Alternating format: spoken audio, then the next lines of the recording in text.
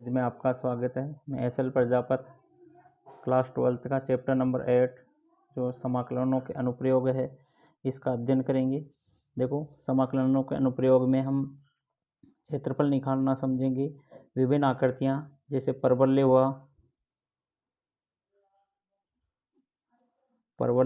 दीर्घवृत्त हुआ या क्या नाम से वर्त हुआ, इन आकृतियों और रेखाओं और इनसे मिलने वाले दोनों वक्रों जैसे परवलय दीर्घवृत्त हो सकता है, दीर्घवृत्त वर्त हो सकता है, रेखाओं और वर्त हो सकते हैं, इनका क्षेत्रफल निकालना सीखेंगे। तो हम सबसे पहले परवलय की समीकरण देख लेते हैं। परवलय की सामान्य समीकरण कौन सी होती है? जैसे अपने परवलय 4 टाइप्स के होते हैं। y² = 4ax, इसका जो ग्राफ बनेगा y² = 4ax का, वो ऐसा बनेगा। देखो, ये x है, ये y है, तो इसमें y² के समथिंग y² से क्या है, सममित है। इसका मतलब अगर हम y का मान माइनस रखें चाहे प्लस रखें, x पे कोई प्रभाव नहीं पड़ता है। तो इसका ग्राफ ऐसा बनेगा। हम समझ लेते हैं फिर दूसरा वाला। अगर यही वैल्यू नेगेटिव आ जाएगी तो इसका ग्राफ जो बनता है वो नेगेटिव x पे बन जाएगा, मतलब यूँ बन जाएगा। इसी प्रकार देखो जो दूसरा है अपना x² = 4ay, ये जो ग्राफ बनेगा वो मतलब इसमें चाहे x का मान माइनस रखें चाहे प्लस रखें, y हमेशा पॉजिटिव आएगा, तो इसका मतलब ऊपर की तरफ बनेगा। और दूसरा है x² = -4ay, जो ये ग्राफ बनेगा इसमें चाहे x का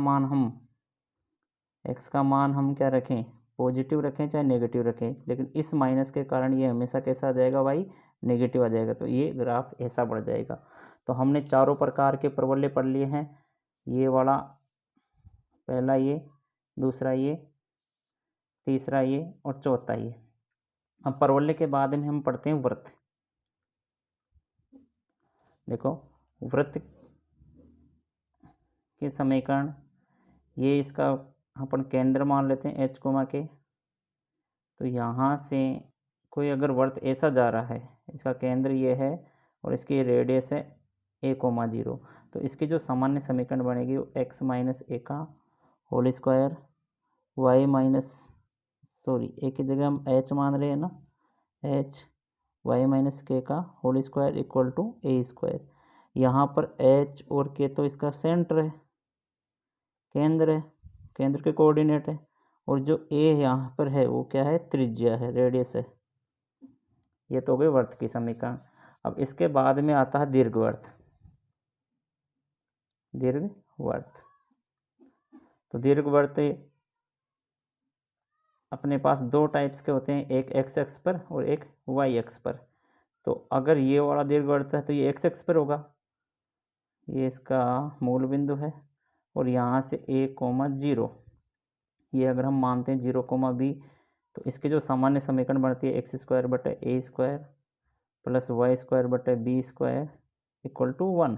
यहाँ पर a ग्रेटर देन क्या है, p। इसी प्रकार जो दूसरा दीर्घवृत्त है वो y पे बनता है, मतलब यूँ बनता है। यहाँ पर 0, a मान लेते हैं अपन, ये 0, b b, 0 हो गया।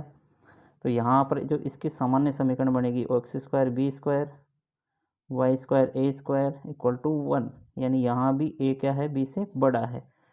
तो मैंने सारे ग्राफ समझा दिए हैं। अब हम एक एक का अलग अलग जैसे क्षेत्रफल निकालना सीखेंगे। सबसे पहले हम एक्सरसाइज के एग्जाम्पल सोल्व करते हैं।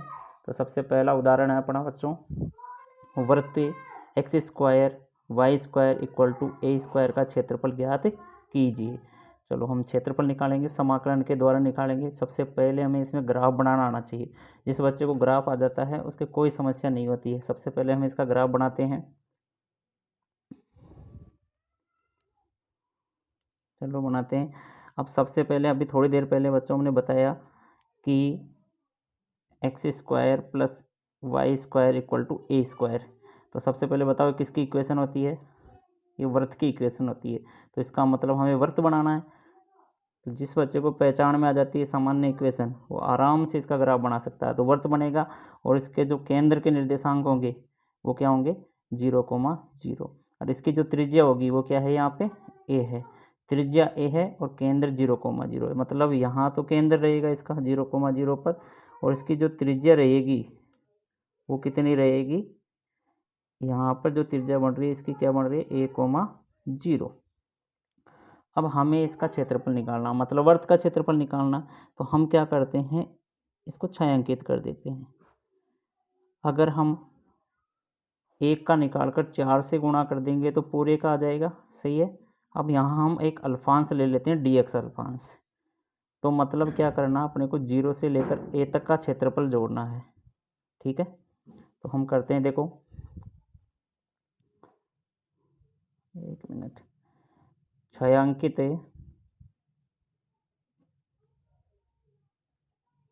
भाग का क्षेत्रफल, छायांकित भाग का क्षेत्रफल निकालना है तो हमें निकालना पड़ेगा इंटीग्रेशन। अब देखो इंटीग्रेशन कहाँ से करना है अपने को, 0 से लेकर कहाँ से कहाँ तक करना है a तक, 0 से लेकर a तक करना है और y dx। लेकिन ये तो 1/4 का आएगा, पूरे का निकालना हो तो कितने से गुणा करना पड़ेगा अपने को, 4 से गुणा करना पड़ेगा। और जो y है यहाँ पे, y का जो मान है वो कितना है, y बराबर है, हम ऊपर से निकाल लेंगे x² plus Y square equal to A square. तो यहाँ से वाई स्क्वायर इक्वल टू क्या आएगा A square minus x square.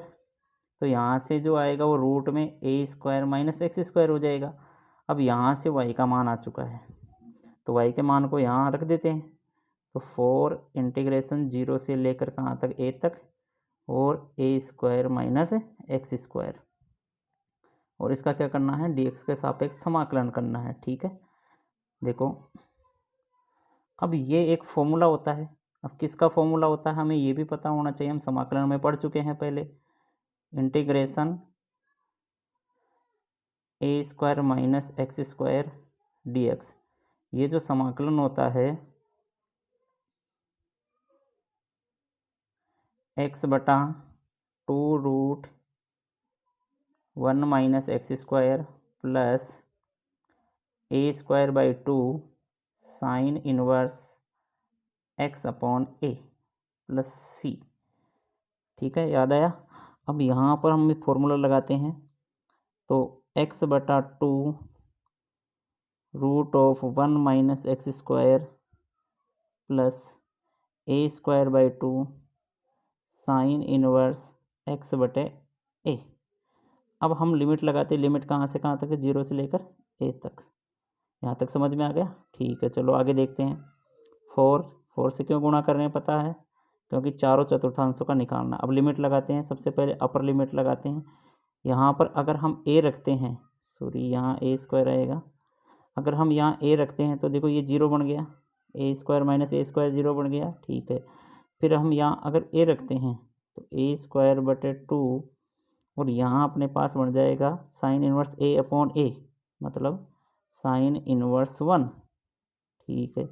फिर जैसे ही हम अगर 0 वाली लिमिट लगाते हैं तो ये तो पूरा 0 बन गया, ठीक है। साइन इनवर्स 0 कितना होता है 0, ठीक है। ये लोअर लिमिट लगा दिए, 4 ये भी 0 ये भी 0 पूरा 0, तो यहाँ से कितना बच रहा है ए स्क्वायर बाई 2 साइन इनवर्स 1 का मान आ गया π/2। अब देखो ये 4 इस दोनों से कट गया तो यहाँ से अपने पास आ गया πa², जो अपना एरिया आया है वर्त का πa² आ गया। अब चूँकि हम जानते हैं, हमने पढ़ा है छोटी क्लासों में कि वर्त का जो क्षेत्रफल होता है, वर्त का जो क्षेत्रफल होता है वो πr² होता है, यानी कि r क्या है या त्रिज्या, लेकिन हमने यहाँ r क्या मान रखा है त्रिज्या को a। तो हमने यहाँ समाकलन के द्वारा प्रूफ कर दिया कि वर्त का क्षेत्रफल क्या होता है πa², ठीक है। बच्चों हमने फर्स्ट एग्जाम्पल कंप्लीट कर लिया है, अब सेकंड एग्जाम्पल कर रहे हैं। 8.1 से पहले जो एग्जाम्पल थे यानी एक्सरसाइज 8 के, दीर्घवृत्त x² by a² plus y² बटे b² इक्वल टू 1 से घिरे हुए क्षेत्रफल का सॉरी गिरे हुए क्षेत्र का क्षेत्रफल ज्ञात करना है। मतलब कुछ नहीं करना, अपने को दीर्घवृत्त का करना है। अब हमें यहाँ ये नहीं दे रखा कौन से एक्स पर है, तो हम कोई से भी एक्स पे मान सकते हैं इसको, अपने को तो क्षेत्रफल करना है। जैसे वृत्त का किया था अभी वैसे ही इसका कर देंगे। तो चलो इसकी आकृति हम एक्स पे मान लेते हैं इसको कि ये एक्स एक्स पर है, ठीक है। तो इसका जो ये तो मूल बिंदु मान लेते हैं, और यहाँ a,0 और ये 0,b, ठीक है।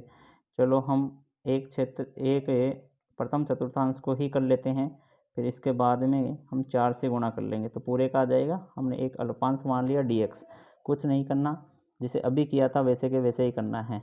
यहाँ से हम y का मान निकालते हैं, x² बटे a² y² बटे b² = 1।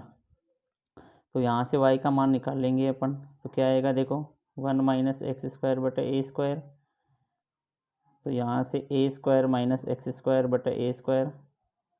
तो y का जो मान निकलेगा अपने पास b/a√a² - x² निकल जाएगा। सही है, समझ में आ गया। ये b ऊपर चला जाएगा, a नीचे रह जाएगा।